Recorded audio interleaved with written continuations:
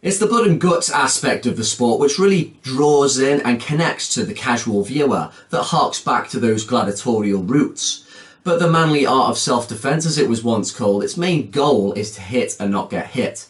And the greatest practitioners of this sport have been absolutely awesome at that, sometimes putting in performances that have made them look untouchable. I'm going to make a key distinction here though. I'm not talking about Muhammad Ali against Cleveland Williams, because Williams had really seen much better days. And while Joe Calzaghe looked sensational spanking Jeff Lacey for 12 rounds, time kind of showed us that Lacey wasn't really that great of a fighter. I'm talking about excellence over quality here. So here are my top 5 boxing performances of all time.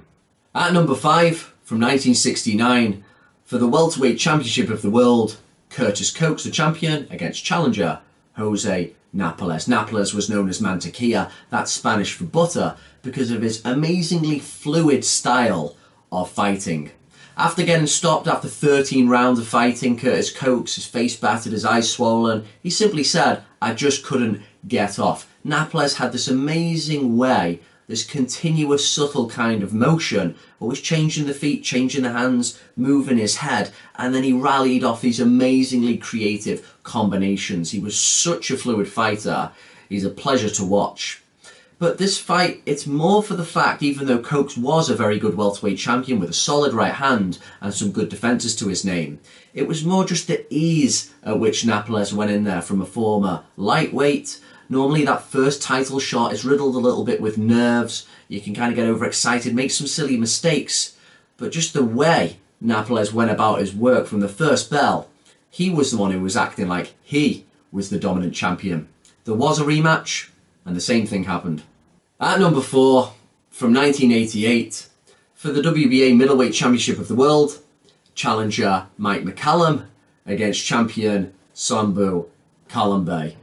McCallum's probably best known as the guy who never really managed to turn the Fabulous 4 into the Fabulous 5. He went his own way in a great era and had an excellent career himself. Whereas Kalambe might be known best for getting iced in a round against Michael Nunn. But on this occasion, in Italy, where he was basically adopted and really loved, he put on a tremendous performance over 12 rounds. Mike McCallum was a really good technician. Great jab, great body puncher. He could box laid back and work you over 12 rounds, or he could break you down. So for Kalambe, with the shorter reach to out-general him, in a purest sense, it was amazing stuff. He circled really well, he blocked when he needed to, his lateral movement was really on point, and he was doubling and tripling up on that jab, landed a few nice right hands. It was just really well done. He outfined a really high-class fighter and gave McCallum his first ever professional defeat.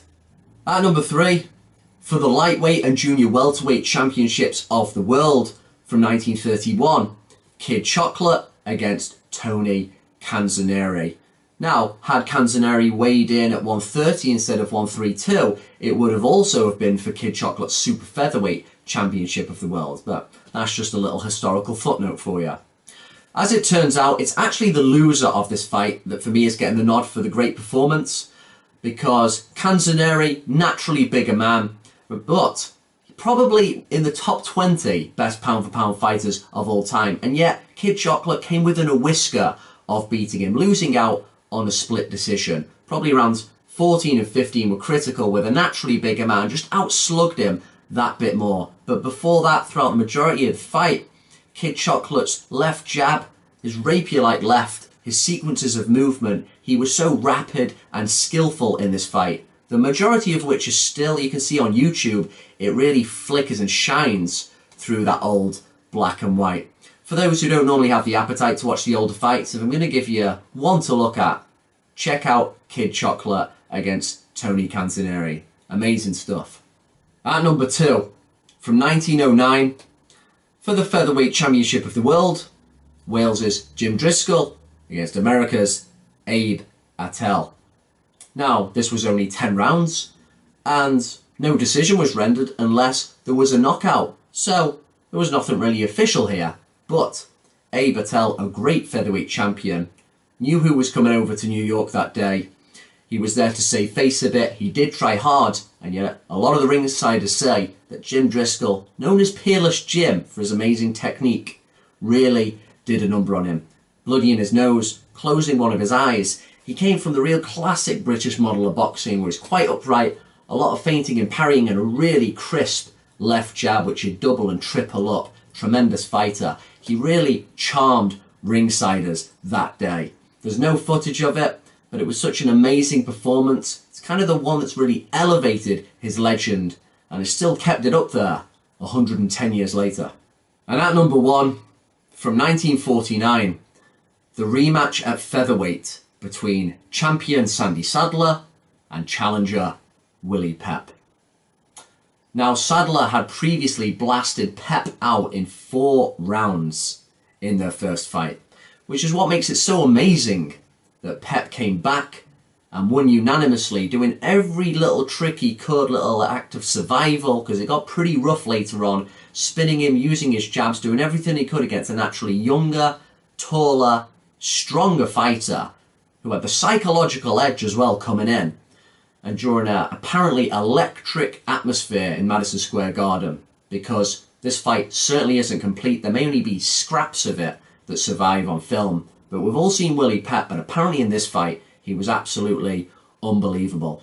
And what makes this even more unbelievable is the fact that in 1947 Pep went down in a plane crash, suffered quite a few injuries, and a lot of people, it was a lot of the contention that he wasn't the same guy as he was pre-crash. So to do what he did against Sadler was pretty unbelievable. My pick for the best ever boxing performance of all time.